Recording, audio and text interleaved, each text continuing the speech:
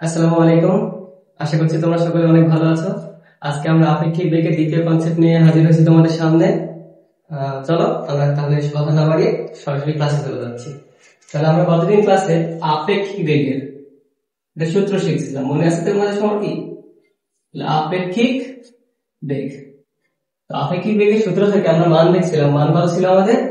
VAB equal to √r VA square plus VB square minus 2VA VB cos r।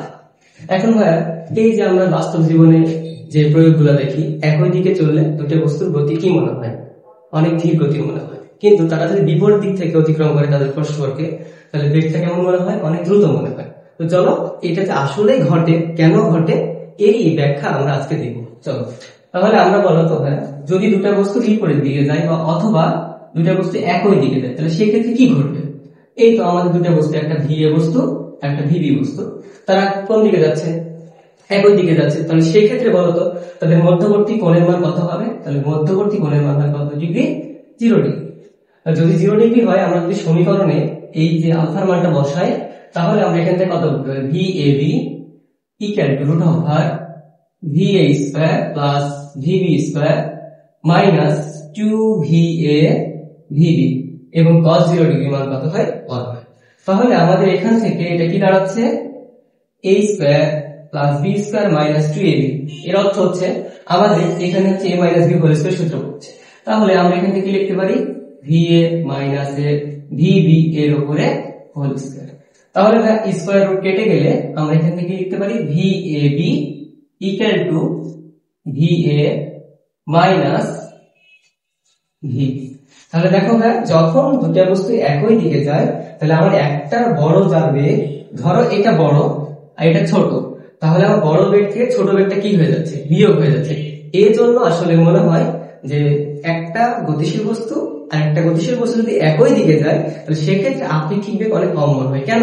ধরো এটা 5 metre per second বেগে গতিশীল আর এটা হচ্ছে 5 মিটার পার সেকেন্ড বেগে গতিশীল, তখন তারা তাদেরকে কি মনে করে? তারা তাদেরকে স্থির মনে করে।